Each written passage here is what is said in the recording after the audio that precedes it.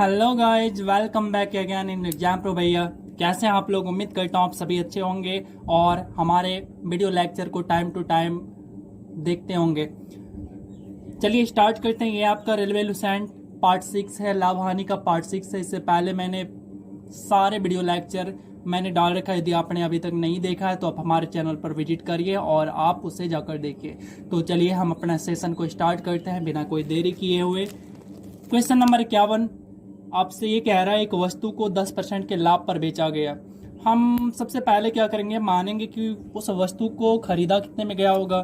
तो आपको मैंने हमेशा क्या कहा है, परसेंटेज में हम मान लेते हैं कितना, 100%। रुपए में तो आपको दे नहीं रखा कितने में खरीदा है, आपसे वही तो पूछा है। तो हम मान लेते हैं कि ये जो वस्तु था 100% में खरीदा गया था। ठीक है, क्रय मूल्य कितना था, 100% में इसको खरीदा गया था। ठीक है, अब देखिए आगे क्या कह रहा है आपसे। आगे आपसे ये कह रहा है एक वस्तु को 10% के लाभ पर बेचा गया। अब देखिए यानी विक्रय मूल्य के बारे में बता रहा है। ठीक है, क्या बता रहा है विक्रय मूल्य के बारे में?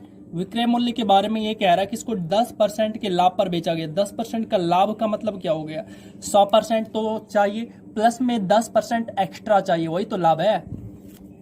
तो इसका मतलब इसका विक्रय मूल्य मतलब बेचा कितने में गया होगा, बेचा गया होगा इसको 110% में बेचा गया होगा।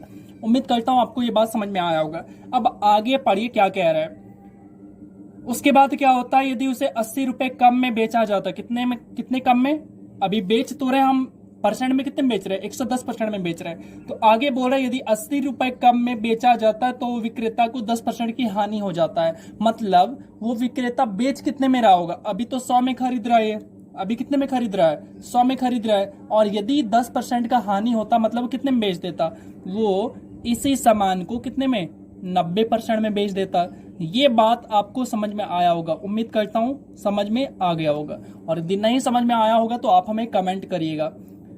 और अब देखिए आपसे क्या कहा, पहले ये 110% में बेच रहा है, लेकिन अब कितने में बेच दे रहा है, 80-90% में बेच रहा है।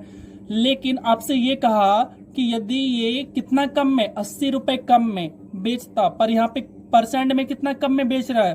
तो देखिए आप 110 में 90 को माइनस करिए तो आपको पता चला कि ये 20% कम कर दिया। लेकिन रुपए में कितना कम किया है, 80 रुपए कम किया है। ठीक है, तो आपसे क्या कहा है, आपसे ये कहा है कि वस्तु का क्रय मूल्य कितना है। तो वस्तु का क्रय मूल्य हम कितना मान रखे हैं, 100%। तो 20% का वैल्यू 80 है, तो आपको 100% का वैल्यू निकालना है। तो क्या आप नहीं निकाल सकते, बिल्कुल निकाल सकते। तो आपका हो गया 80 बटा में कितना, 80 हो गया, बटा में 20 हो गया, और गुना में 100 हो गया। तो आप कहेंगे ये तो बच्चे वाली सवाल थी, हो गया, ये निकल गया। मतलब हो गया हमारा 400। आंसर कितना हो गया, 400 रुपए में उस वस्तु को खरीदा गया होगा। अब बात करते हैं हम 52 नंबर सवाल की बात करते हैं। ठीक है, उम्मीद करता हूँ 51 नंबर सवाल को आपने अच्छे से समझा होगा और आपको समझ में भी आया होगा। अब हम बात करेंगे 52 नंबर सवाल की। देखिए क्या कह रहा है आपसे, आपसे ये कह रहा है एक पुस्तक विक्रेता एक पुस्तक को 10% के लाभ पर बेचता है। तो देखिए हम ये मान लेते हैं कि पुस्तक विक्रेता पुस्तक को कितने में खरीदा होगा। तो हम ये मान के चलते हैं पुस्तक को उसने 100% में खरीदा होगा, लेकिन वो क्या कर रहा है, उस पुस्तक को 10% के लाभ पर बेचता। इसका मतलब कितने में बेच रहा होगा, 110 में बेच रहा होगा, तभी तो 10% का लाभ मिलेगा उसे। ये बात आपको समझ में आया होगा। देखिए तो 100 क्या है, 100 आपका क्रय मूल्य है, और यहाँ पे जो आपका 110 है ये क्या है, ये आपका विक्रय मूल्य है। ठीक है, आगे क्या कह रहा है आपसे, आगे ये कह रहा है यदि वह उस पुस्तक को 4% कम में खरीदता। अच्छा अभी आप देखो ये कितने में पुस्तक को खरीद रहा था, 100% में खरीद रहा था। तो 4% कम में खरीदेगा तो कितना देगा वो, आप कहेंगे कि 96 मतलब 96% में वो खरीद लेगा। ठीक है, बिल्कुल सही। अब आगे क्या कह रहा आपसे, आगे ये कह रहा उस पुस्तक को 4% कम में खरीदता तथा 6 रुपए अधिक में बेचता तो उसे क्या होता, 18 सही 3/4% का लाभ होता। अच्छा लाभ या हानि, अब आप किस पे कैलकुलेट करेंगे? इस वाले सीपी पर। तो इस वाले सीपी पर आप क्या निकालेंगे? इस वाले सीपी का 18 सही 3/4 मतलब 75/4%। अच्छा देखिए 96% तो मिलेगा ही, प्लस में एक्स्ट्रा कितना मिलेगा? 75/4। तो हम क्या करेंगे, इसका 75/4 निकाल के इसमें ऐड कर लेंगे, या फिर इसी का 175 निकाल लेंगे, बात एक ही है। तो हम साइड में निकाल रहे हैं 96 का 75/4%। कितना निकाल रहे हैं? 75/4%। तो ये रहा 75/4%। देखिए ये 4 हो गया और ये 3 हो गया, और आपका ये टोटल कट होगा 6 मतलब 18 इसमें ऐड होगा। 18% को जब आप ऐड करेंगे तो कितना हो जाएगा? 114% हो जाएगा। ये बात आपको समझ में आया होगा। और अब जो मैं करने वाला हूं ये आपको समझना सबसे ज्यादा जरूरी है। तो देखिए अब पहले देखिए यहाँ पे आपने पुस्तक को 100 में खरीदा था, बेचा कितने में था? 110 में बेचा था। आप क्या करने लगे, पुस्तक को 96 में खरीद लिए, यानी 4% कम में। अब इसे कितने में बेचने लगे? 110। तो ये 114 में बेचने लगे। पहले 110 में बेच रहे थे, अब 114 में बेच रहे हैं। तो कितना परसेंट का वृद्धि कर दिया आपने? 4% का वृद्धि कर दिया। लेकिन रुपए में कितना अधिक मिल रहा है आपको? 6 रुपए अधिक मिल रहा है। तो बस यही करना है हमको। ये जो 4% है, ये हमारा 6 रुपए के बराबर है। और आपसे यही तो कह रखा है कि पुस्तक का लागत मूल्य कितना है। तो पुस्तक का लागत मूल्य हमारा कितना है? 100% है। तो हमें 100% का वैल्यू निकाल लेना है। तो देखिए हम क्या करेंगे, 6/4 और गुना में इतना। अब आप इसको सोल्व कर लीजिए। तो ये हो गया आपका 25। कहने का मतलब हो गया 150 रुपए में पुस्तक को क्या किया होगा? खरीदा गया होगा। तो ये था आपका पूरा का पूरा सॉल्यूशन। तो क्या आपको समझ में आया? और यदि आया तो हमें कमेंट करके बताइएगा। और आपसे बस एक रिक्वेस्ट है कि आप अपने भाई को सपोर्ट करो। और आप सपोर्ट नहीं करेंगे तो फिर मैं आपके लिए इतना अच्छा कंटेंट कैसे ला पाऊंगा? ये सारा कुछ आप पर डिपेंड करता है। आप यदि हमें सपोर्ट करेंगे तो सब कुछ संभव है। तो चलिए अगले क्वेश्चन की ओर चलिए। सवाल नंबर 53 है, सोहन ने कोई पुस्तक खरीद कर इसे 10% की हानि पर बेच दिया। अब आपको ये बताना है सोहन ने कितने में पुस्तक खरीदा होगा। रुपए में तो पता नहीं, लेकिन परसेंटेज में तो पता है। 100% में उसने खरीदा होगा और 10% की हानि में बेचा। इसका मतलब कितने में बेचा होगा? 100% में खरीदा है तो 90% में बेचा है। ये बात समझ गए आप? यदि वह इसे 10-20% कम में बेचता, अच्छा खरीदता, तो इसे 55 रुपए। चलिए देखिए सेम टाइप का सवाल है तो आपको सेम तरीके से बनाना है, ठीक है। तो हमने मान लिया कि हमने जो पुस्तक खरीदा था पहले 100% में पुस्तक को खरीदा था। चलिए ये रहा 100%, ठीक है। अब आपसे क्या कह रहा है, इसे 10% की हानि पर बेच दिया, मतलब कितने में बेच दिया? 90% में बेच दिया। यहां तक आपको बात समझ में आया होगा। अब आगे क्या कह रहा है, यदि वह उसे 20% कम में खरीदता तो कितने में खरीदता? पहले तो 100 में खरीद रहा है, अब कितने में खरीदेगा? आप कहेंगे 80 में खरीदेगा। बिल्कुल सही है। अब कह रहा है खरीदता तथा 55 रुपए अधिक में बेचता।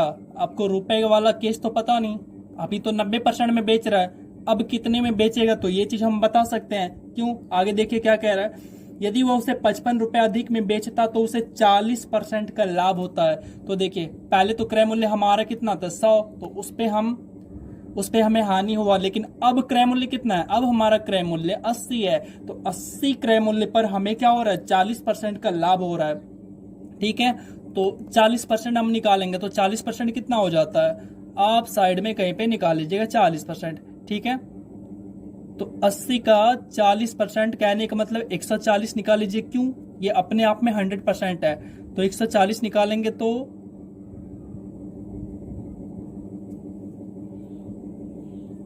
ये हो गया 112%। कितना हो गया?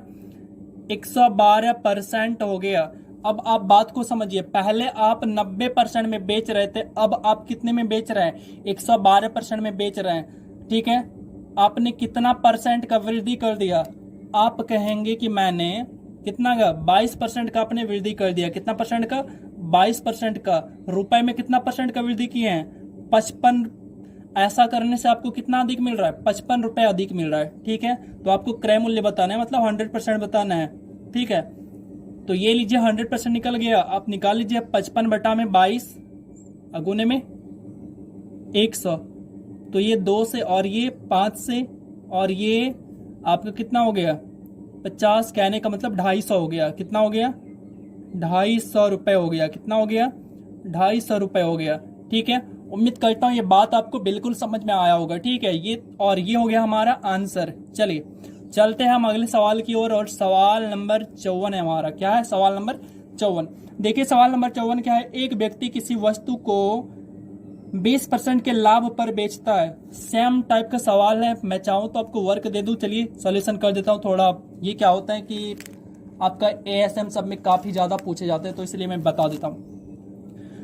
मैंने फिर से मान लिया 100% में खरीदा होगा। बस देखिए कितना फास्ट करेंगे, आपको भी बस ऐसे ही करते जाना है। 100% में उसने खरीदा होगा, ठीक है। उसके बाद क्या किया होगा, वह उसे 20% के लाभ पर बेच रहा है। मतलब कितने में बेच रहा है 20% एक्स्ट्रा, यानी 100 + 20 हो गया, यानी 120% में वो उसे बेच रहा है। ये क्रय मूल्य और ये विक्रय मूल्य हो गया। ठीक है, आगे देखिए आगे क्या कह रहा है। यदि वह उसे 20% कम में खरीदता, अभी कितने में खरीद रहा है 100 में खरीद रहा है, 20% कम मतलब 80% में खरीदेगा। कितने में खरीदेगा 80% में खरीदेगा, मतलब ये क्रय मूल्य हो गया। अब क्या कह रहा है, ऐसा करने से क्या हो रहा है, ऐसा करने से खरीदता तथा 5 रुपए कम में बेचता तो उसे 25% का लाभ होता। 25% का लाभ होता, तो आप क्या करेंगे 80 का 25% निकाल लीजिए या 80 का 125 निकाल लीजिए। बात एक ही है, 80 का हम निकालेंगे 125% निकालेंगे। ठीक है, तो ये हमारा 4, ये हो गया हमारा 5 और ये हो गया हमारा 20, कहने का मतलब 100। कितना हो गया 100।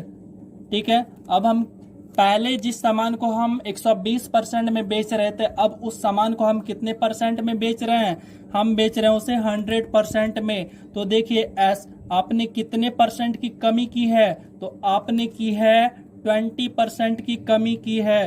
पर रुपए में आपको कितने कम मिल रहे हैं, रुपए में आपको 5 रुपए कम मिल रहा है। कितना 5 रुपए कम। ठीक है, तो आपको क्या करना है, क्रय मूल्य ही तो निकालना है, तो आप निकाल लो 100%।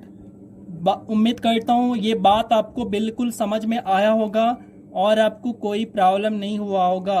और ये हो गया हमारा क्रय मूल्य 25 रुपए, जो कि हमारा परम सत्य आंसर है। चलिए उम्मीद करता हूँ बिल्कुल समझ में आया होगा, और यदि समझ में आया हो तो फिर शेयर करिए एंड सपोर्ट करिए। सवाल नंबर 55, एक सामान को निर्दिष्ट मूल्य में बेचने पर एक व्यक्ति को 10% का लाभ होता है। आपको सबसे पहले ये समझना होगा कि उसने खरीदा कितने में। रुपए में तो दे नहीं रखा, पर आपको परसेंट में पता है कितने में खरीदा होगा। मैंने मान लिया कि परसेंट में उसने 100% में उसने खरीदा था। ठीक है, अब देखिए बेच कितने में रहा है, तो बेच रहा है उसे 10% के लाभ पर, मतलब 100% मिलेगा प्लस में 10% एक्स्ट्रा मिलेगा, मतलब 110% में वो उसे क्या करेगा 110% में वो उसको बेच देगा। ये बात समझ में आया, बिल्कुल आया होगा समझ में। चलिए आगे देखिए क्या कह रहा है। उसी सामान को 2 गुने मूल्य पर बेचने पर लाभ प्रतिशत क्या होगा। अच्छा आप देखो कितने में खरीद रहे हो, आप खरीद रहे हो 100 में, आप इसे 2 गुने मूल्य पर बेचेंगे, मतलब अब आप कितने में बेचेंगे, आप देखिएगा अब आप इसे कितने में बेचेंगे 2 गुने मूल्य पर, मतलब 110 पे अभी बेच रहे हैं, पर अब कितने में बेचेंगे, आप इसे 2 गुना कर दिए, मतलब हो गया 220% में बेचेंगे। अच्छा अब आप ये बताओ आपको कितना लाभ होगा। ये लाभ और हानि आप किस पे कंपेयर कर रहे हैं, इसी क्रय मूल्य पे ना। आपने 100 में खरीदा 220 में बेचा, तो इसका मतलब क्या हो गया, इसका मतलब ये हो गया कि आप कितना एक्स्ट्रा ले रहे हैं, वही तो आपका लाभ है ना। आप 120% एक्स्ट्रा ले रहे हैं, यही तो आपका लाभ है, तो आपको हो जाएगा 120% का लाभ हो जाएगा। उम्मीद करता हूं आपको समझ में आया होगा। चलते हैं हम सवाल नंबर 56 की ओर। एक व्यक्ति किसी वस्तु को एक निश्चित मूल्य पर बेचा और 20% लाभ कमाया। अब देखिए हमने माना कि जो वस्तु का क्रय मूल्य था वो 100% था, मतलब 100% में हमने खरीदा, और जब बेचने की बारी आई तो हमने उसे क्या किया 20% का लाभ कमाया उस पर, मतलब 100% तो लिया प्लस में 20% भी लिया, इसका मतलब हमें 20% का लाभ हो गया। ठीक है, यदि वह वस्तु को दोगुने मूल्य पर बेचता तो उसे कितना परसेंट का लाभ होता? तो क्या ये सवाल और ये सवाल दोनों एक तरह के नहीं है? बिल्कुल है। तो देखिए, आप क्या कर रहे हैं, मूल्य को दोगुना कर दे रहे हैं, मतलब आप 120 में भी बेच रहे हैं, अब जो है इसी सामान को दाम बढ़ा दिया, आप 240% में बेच रहे हैं। तो आप यहाँ पे देखिए, आप जो सामान को 100% में खरीद रहे हैं, आप उसे बेचने की जब बारी आती है तो आप उसे 240 में बेच रहे हैं। इसका मतलब क्या होगा, 140% आपको एक्स्ट्रा मिल रहा है। यही तो आपका लाभ है, यही तो लाभ है ना। क्यों? क्योंकि आपका इसमें प्रॉफिट भी इंक्लूड है, प्लस में जो आपने पैसा लगाया वो भी इंक्लूड है। पैसा को आपने घटा दिया तो आपके पास प्रॉफिट ही तो बचा। तो ये हो गया हमारा आंसर। सवाल नंबर 57 है, यदि क्रय मूल्य और विक्रय मूल्य का अनुपात कितना है? तो 5:6।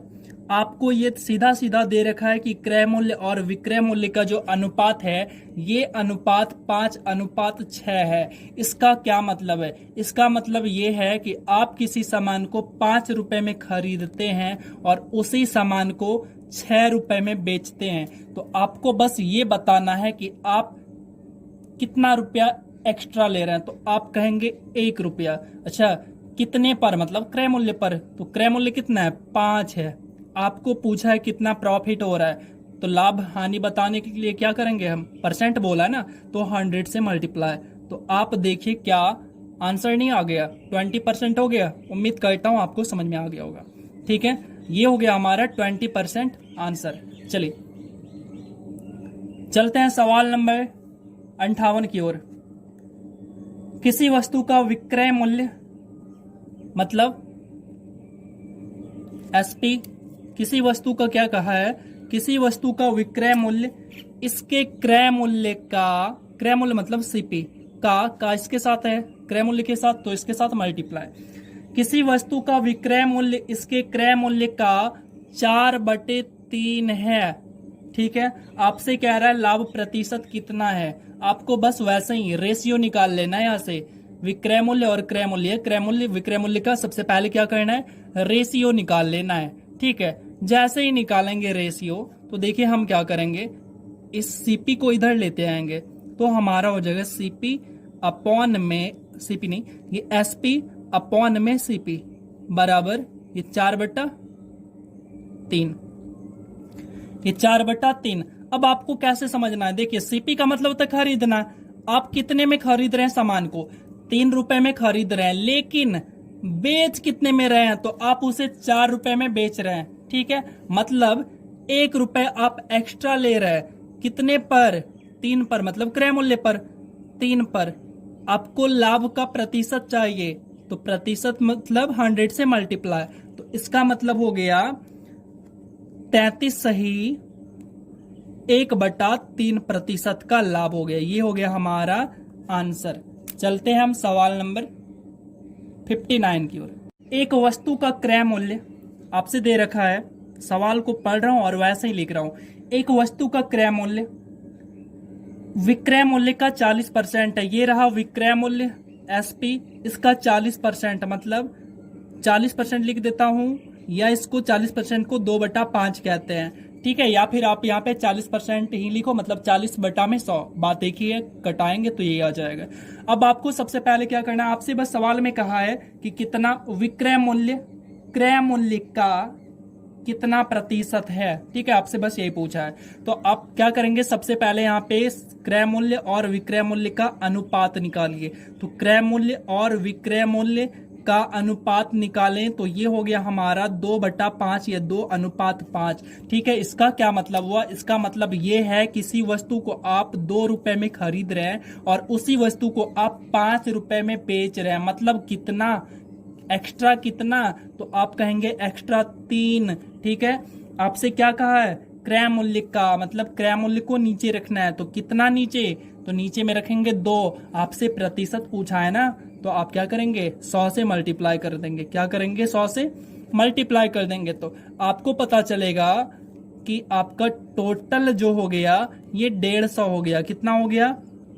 ये कितना हो गया, ये आपका 150 हो गया। ठीक है, अब इसका क्या मतलब हुआ, एक मिनट, हाँ ये हो गया 150%। तो आपको कितना परसेंट का लाभ हुआ, आपको जो है 150% का लाभ हो रहा है। कितना परसेंट का लाभ हो रहा है, 150% का लाभ हो रहा है। इसका मतलब आपने कितने में बेचा होगा, आपने इसका मतलब 100% एक्स्ट्रा ये प्लस 100% कर दीजिए, तो आप 250% में बेचे होंगे। तो हमारा आंसर तो यही है। ठीक है, अब हम चलते हैं सवाल नंबर 60 की तरफ। कहाँ पे, सवाल नंबर 60 की तरफ। ठीक है, और ये है हमारा इस सेशन का लास्ट। एक वस्तु को एक निश्चित कीमत पर बेचने से होने वाला लाभ का प्रतिशत ज्ञात कीजिए, जिसे यदि उसे कीमत के 3/4 पर बेचा जाता तो 10% की हानि हो सकती थी। तो देखिए पूरा का पूरा जो हमारा डाटा है, आपसे बस ये बताना है।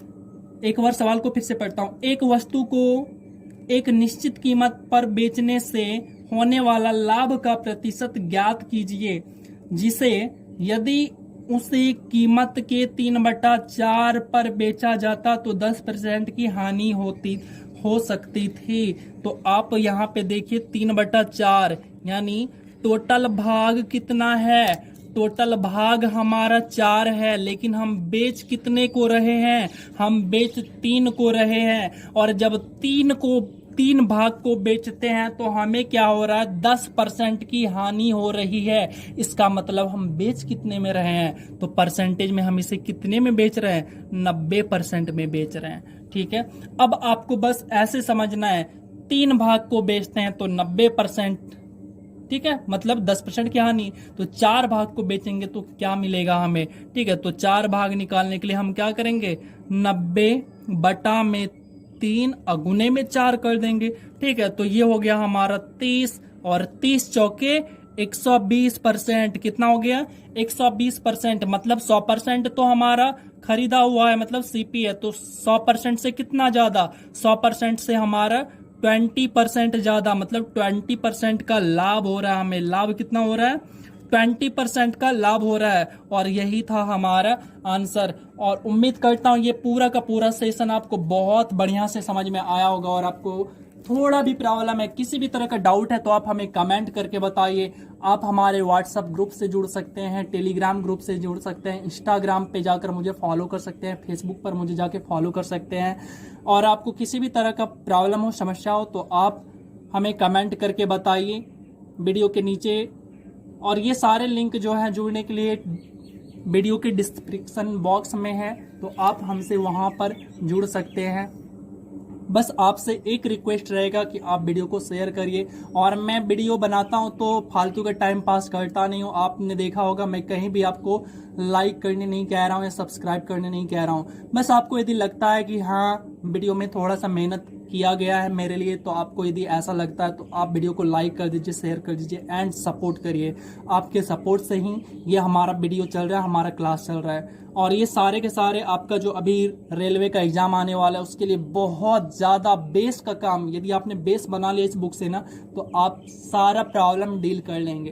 ठीक है, और मैंने इसके अलावा 2018 का ये जो ग्रुप डी का एग्जाम था और एनटीपीसी 2016 में जो एग्जाम था, उसका साधारण ब्याज का मैंने टाइप 1 का जितना भी सवाल आया हुआ है वो मैंने चैनल पर अपलोड किया हुआ है। आपने नहीं देखा है तो आप उसे भी जाकर देखिए। तो उम्मीद करता हूँ ये बातें आपको समझ में आया होगा। और जल्द ही मिलेंगे इसका नेक्स्ट पार्ट अभ्यास 2 के साथ। आपका अभ्यास 1 बिल्कुल समाप्त हो चुका है और अभ्यास 2 के साथ मिलेंगे बहुत ही जल्द। तब तक के लिए अपना ख्याल रखिए, अपना घर वालों का ख्याल रखिए। जय हिंद, जय भारत।